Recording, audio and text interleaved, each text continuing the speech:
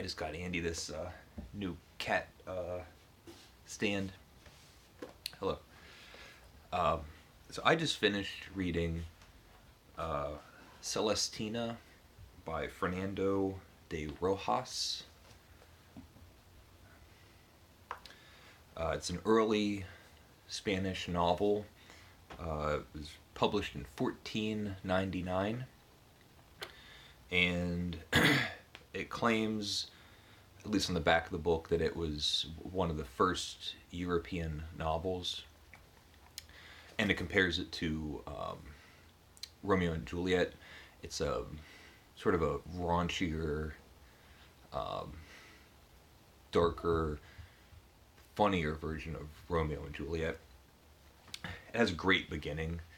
It starts off with Callisto, and he loses his falcon, and he goes into, kind of gets lost and ends up in this garden, and he sees a girl, and he just completely loses his mind, and he has like love at first sight, and he woos the girl, and she's like offended, and basically just like throws him out, and Callisto goes to his servants, and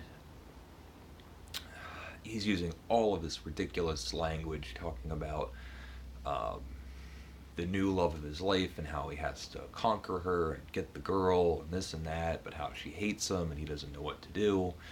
So of course the servant recommends going to the local witch doctor and getting a spell that can be cast upon the girl to trick her into loving him.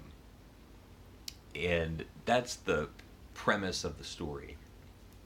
And it has terrifically obscene language. The way that everyone talks to one another, everybody's calling each other whores and bastards and lunatics and uh, really kind of gruff, like bar talk, or just lowbrow, raunchy dialogue. Um, and it goes on and on. There's like twists and turns. At one point, the main character sleeps with another girl, and he wakes up in the morning and he's all happy, and he runs into one of his servants, and servant goes like, "Oh, you finally got the love of your life," and he goes, "No, I slept with so and so," and he goes, "What are you, a lunatic?" uh, Celestina, meanwhile, she's the witch doctor, or this like the sorceress, and she's a bearded lady, and she has a silver tongue, and has all of these terrific um, monologues where she's being really slippery and persuasive, um, and kind of cloying. She's always kind of twisting words around to get people to do what she wants, and she's two-faced and kind of like an Iago character in a way. Um, for as short as it is, it actually took me a while to read. Um, and the reason is it kind of goes to one of the main features of the book. So it's an early novel. I said it was written in 1499. And it's a novel that's completely written in dialogue form. So the entire book is consists of the characters speaking to one another. And it's interesting in a lot of ways, and it also shows some of the shortcomings um, that that happens when you just only use dialogue.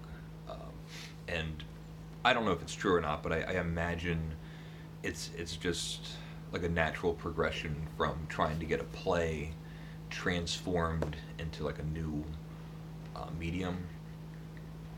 That might not be true at all, but so when it's morning time, and instead of being able to just say, well, it's morning, you'll have a character that says like, oh, now that I see the light, that must mean that it's dawn. And then someone will reply and go, yes, the sun is up and now it's morning. And it really just started grating on me, like all of the exposition that is forced into the book. It has to be there because there's no stage direction, there's no setting. Everything that you know about what any of the characters are doing has to be clumsily told to you, and it's the characters talking to one another, and they talk in a way that no one. They're like it's like like a opera. They're expounding at all of their thoughts, and the novel can't show you anything. Everything's told to you. Um, that being said, it had some very good parts in it. There's a lot of treachery and deceit, and the way that all the characters are backstabbing has some tremendously funny moments. Um, I just think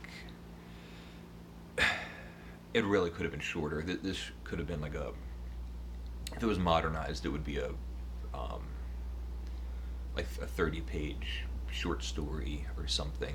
It's entirely too long, and I every time I put it down, I just kept thinking to myself, like, gosh, like they're still talking, they're still like soliloquizing, and come on. And unfortunately, some of the best action parts of the book um, is also kind of thwarted through the dialogue. So there's beheadings, people get their heads cut off, and instead of having some sort of great description, you'll have a character go like, "Oh, the terror, so and so just had their head chopped off," and it takes away a little bit. I mean, there are moments when that can be very entertaining, um, but the majority of the book was not. I think it's a great example of an early novel, and it's also a good example of the flaws that are inherent in only using one literary device, the form of dialogue. Um, so on the back it compares the book to Cervantes, which is ludicrous. Um, so that's it. It's not a book that I would highly recommend if someone was interested in Spanish literature or early novels. It it's kind of like a required reading, but in general, I wouldn't say that this is a hugely enjoyable book to read. It should have been really fast paced. It should have been like a fast paced book, and it just wasn't. It slogged. In there. Uh, Leave a comment if you like. Let me know if you read it. I'll show you again. And thank you for watching.